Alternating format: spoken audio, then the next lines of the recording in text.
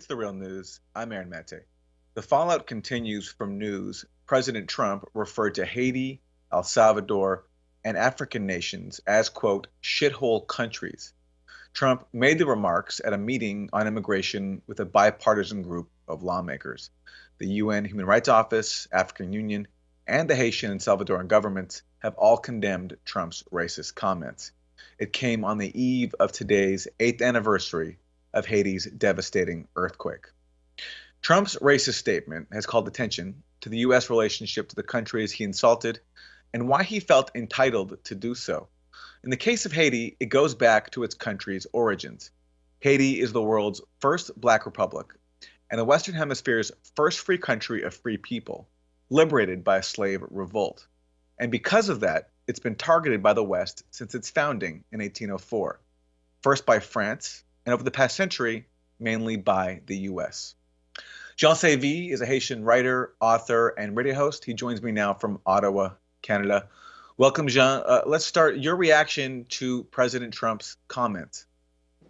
Yeah, so first of all, I was very shocked, of course, like everybody else, that he uttered those words. But of course, I cannot say that I was surprised because Trump has given a lot of signs that he really is the American president who has really espoused the principles under which the United States of North America was established. That is white supremacist racism, that is overt and as vicious and barbaric as we will allow it to be.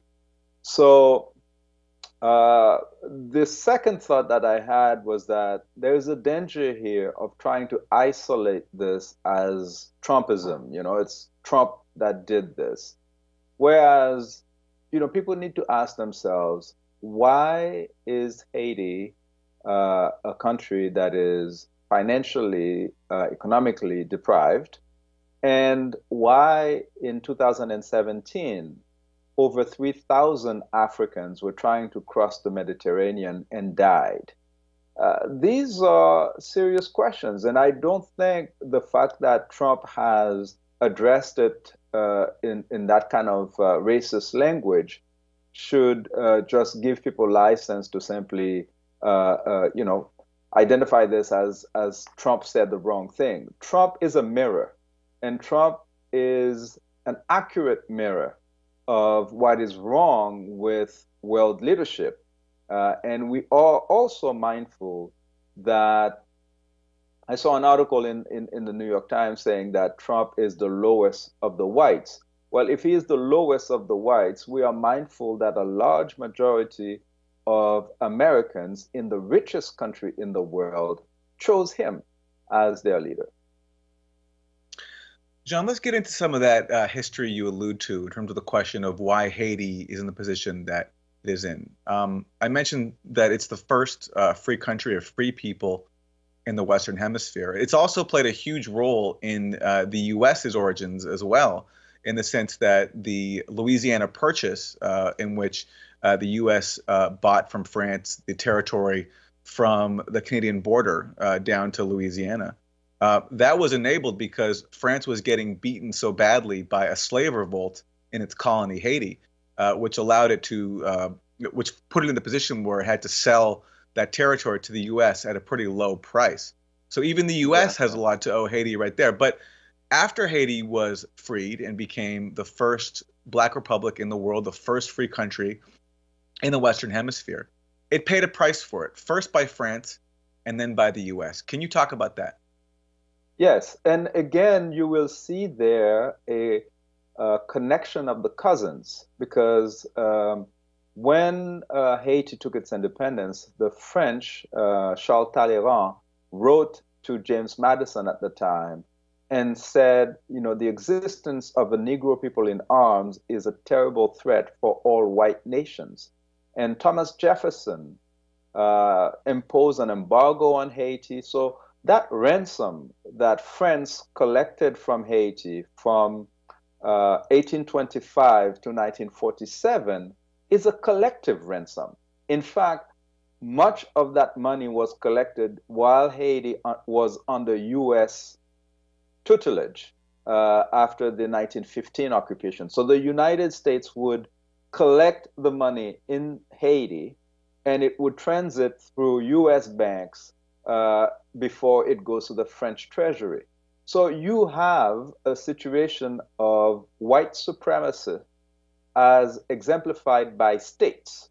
You know, the government of France, it's the state that collected the ransom, a total of 90 million gold francs. And you just referenced the Louisiana Purchase, which represents more than 22 times the territory of the island of Haiti for 15 million that they sold Louisiana, whereas they collected 90 million from Haiti.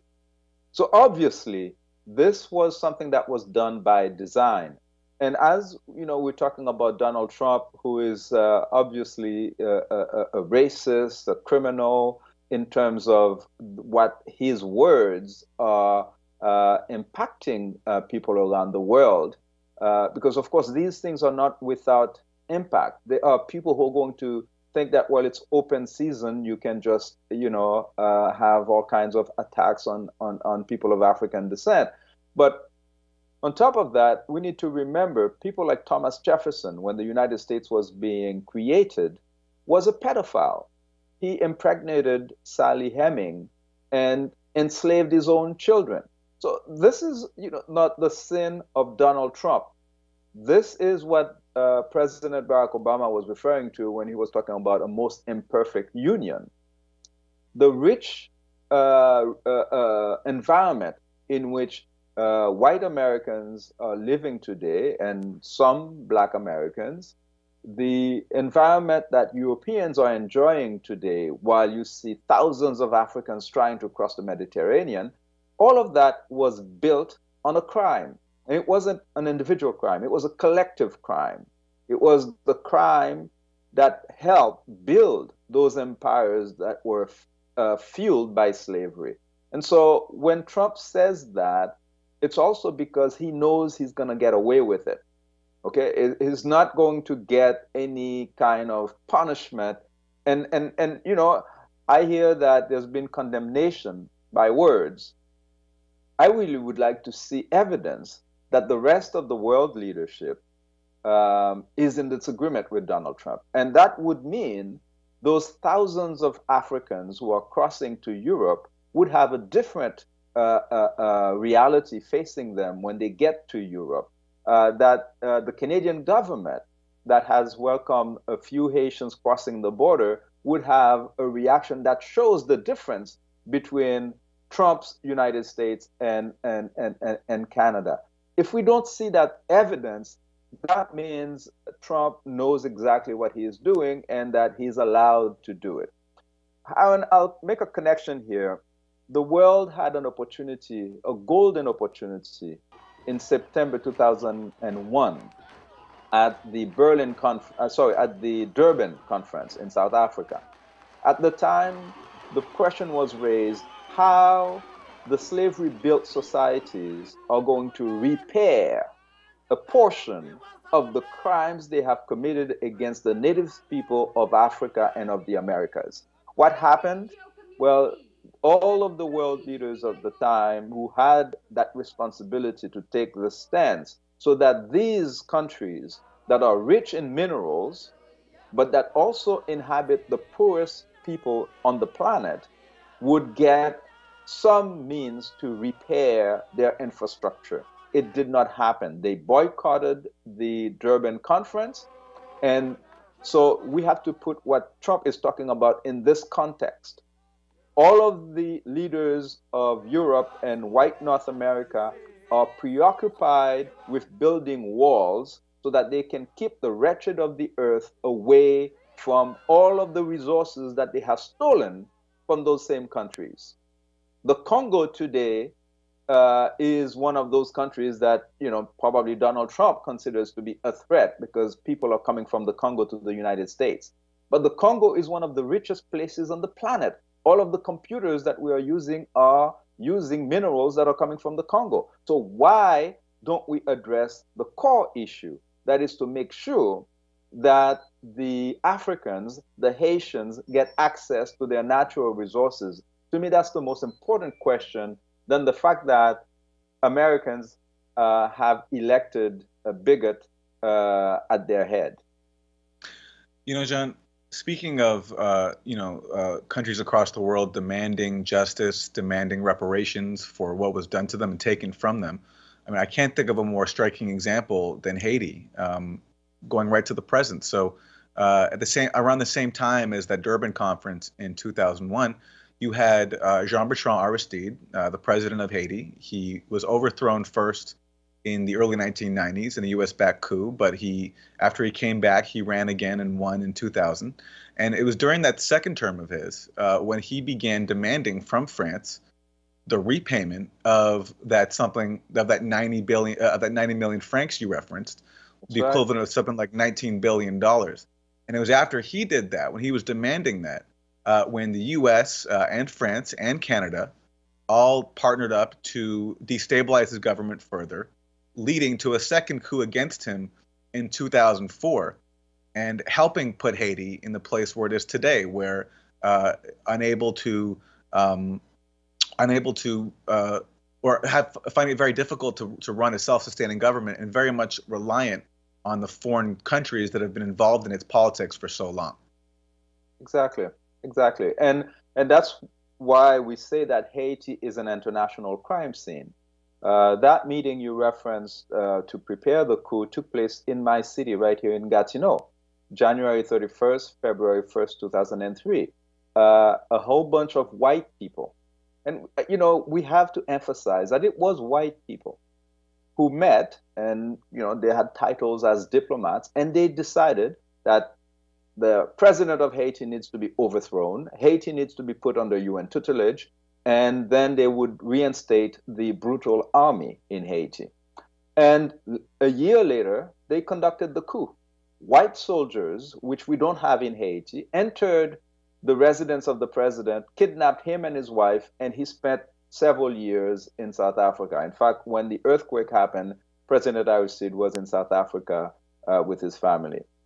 This is not an isolated case in history. The same way that they assassinated Patrice Lumumba of the Congo, they assassinated Thomas Sankara and imposed puppets like Mobutu Sese Seko, installed puppets like Duvalier, and then they come back and say that, well, you have bad leadership. Okay? So this trick needs to end.